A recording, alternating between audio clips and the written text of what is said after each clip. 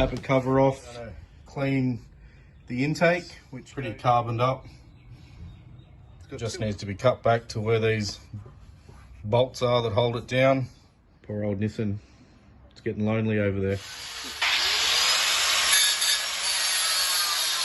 Hey guys, and welcome back to Standing Off-Road.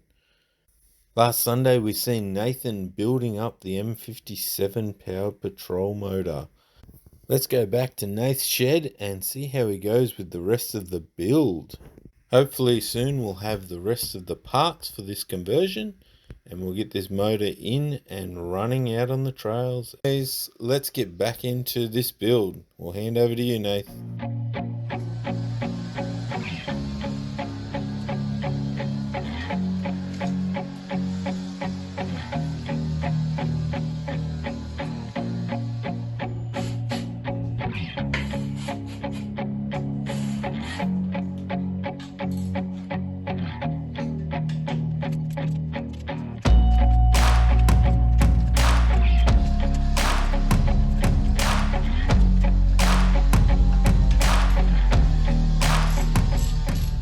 Used a rolled up rag, tapped the end of a rattle gun with an extension just to clean out the seats where the injectors go.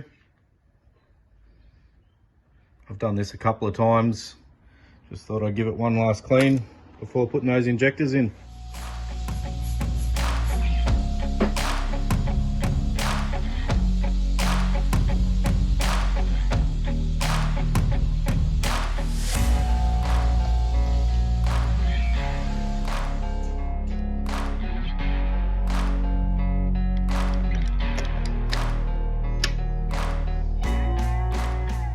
Catches up, I had a minor setback. I forgot to put these retaining clips on the injectors. I tried fitting them and with no luck thought they were the wrong ones. Made a phone call to Cost Diesel Services, who said that this slides down, take the retaining clip. I don't remember doing that, taking them off, but it did set me up thinking I had the wrong ones. So keep an eye out for that when you're doing your project.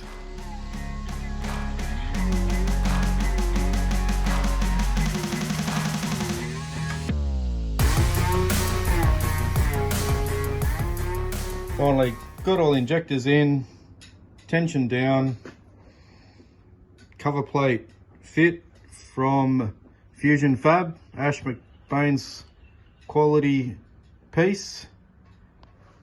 He did recommend cutting this backing piece down, but that does hold the top engine cover. So I just sanded a bit off some back edges just to allow it to fit, and also took a little bit off the post there. Another good bit of gear from ASL is this stainless steel water outlet housing. That's the genuine Nissan water temperature gauge. It's got provisions for a slightly different thread for another gauge. Not sure what that is, but awesome looking piece as well. Thanks, Lucas. Gaskets for the intake. Just wanted to mention I got these intake gaskets for the front intake from Gold Coast BMW. Very helpful up there. He chased me up the glow plug module. A little bit tricky, not wanting to sit down real well, but bit of persuasion. I wasn't able to get these ones. They're only the gaskets. They're only a spacer where the bolts go through to retain the intake manifold. I ended up super gluing them in. I couldn't get them to stay in there, kept wanting to fall out. YouTube videos were saying that super glue is the best option for that, just to retain them, otherwise they'll fall in the intake and you'll never get them back. While I had it upside down, I just zip tied my boost line there just to keep that up out of the way. Seemed a good spot to do that. Get these gaskets on and I had a bit of trouble with these nuts falling out. I just stuck a piece of magnet down the end of the socket just so I didn't have to keep fishing it out.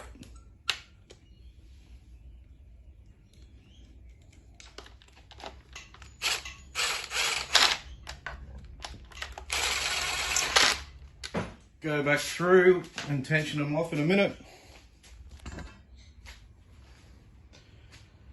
Manifold on.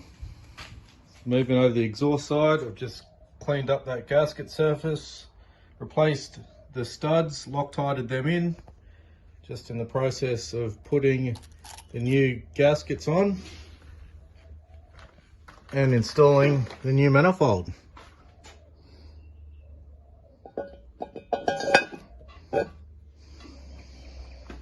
Got an EGR blocking plate to go on, exhaust shroud, starting to come together.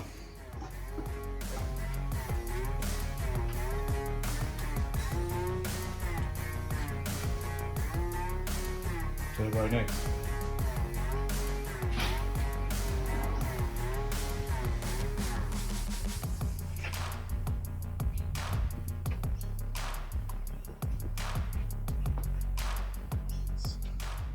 This is a fuel T-piece joiner, not sure what you call it.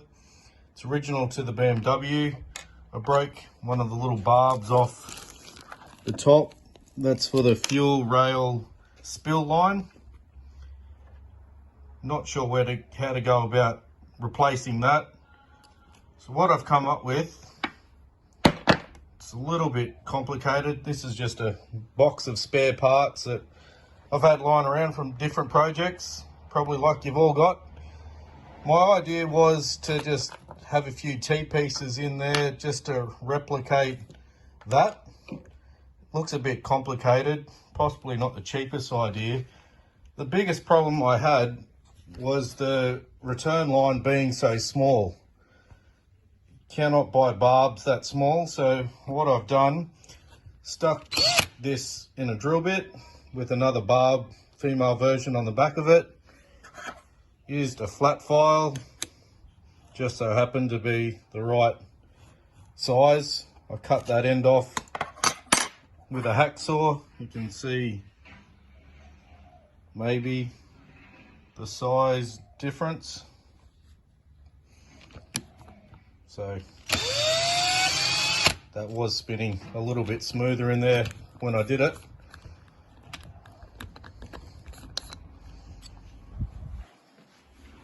And that's the fuel spill line, which will slide in there nicely. It's even got a little bevel on the edge. It's one way I've dealt with overcoming some broken plastic lines. So just put the turbo back together. That's the V-band welded on. Awesome job by Matt Brazzoni from Hot Joint Fabrication. There was a lip in here which he filled up with weld and ground down to smooth it off, and then welded the V-band on the inside and outside. Just ground down the ears where some bolts were, painted up the vacuum actuator, and ready to put it back together. So new gasket, painted up bracket, all the nuts and bolts, and the oil line, return line.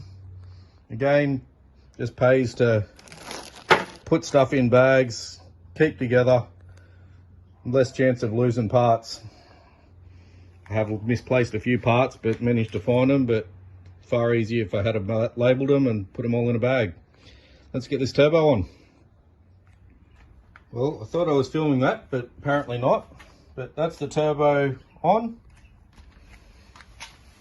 All fit up there. I just got to do up some hose clamps, tighten up that oil line, obviously some vacuum lines to tidy up yet. I was thinking, just because these manifolds tend to crack, this one shouldn't. It's a good quality cast iron one. It's a high flow manifold. This is the only bracket that supports the bottom of the turbo with the exhaust that hangs off it. I was thinking of maybe gusseting this side, putting a triangle piece in there just to take a bit of the flex out. You have got other options. I don't know which bolt holes the new engine mounts go to, but every single one of these holes is threaded. So you have got an option to maybe do another bracket on that as well, which may help support. It is a bit heavy, this turbo, but it has a fair bit of exhaust that drops down off it. You have got options too with different threads to make a bracket for the exhaust, just to hold it as well, which are just a few ideas. I might look at that while I'm doing it, but that's the engine pretty much buttoned up, ready to put in the car when I get some mounts. Get that shroud back on, and yeah. So that's it, straight out from the piece, not cleaned up at all yet. Obviously round off some edges, take off some burrs, but that's straight off the grinder out of that piece of metal. Clean it up and get it on. Well, that's the modified original turbo bracket. You can see I had to put a bit of shape in that. There's also a little bit of shape down the top of it. Come up pretty good. We'll get that on. Should give it a bit more strength. Gave it an extra bolt hole and gusset on the side where the turbo sits to strengthen that up. Hopefully reduce the risk of the exhaust manifold cracking in the future.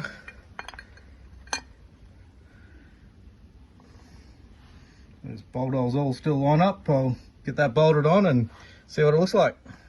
Well, that's all the turbo bolted on. Is that bracket all bolted up? Hoses, oil lines all tightened up.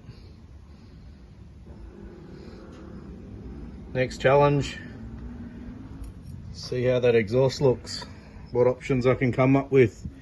Maybe head down here, it's got a cross under there somewhere, the diffs around here somewhere. So also got steering and chassis comes down through here, so I might just mock something up, get it close and wait till I get in the car to finish it off.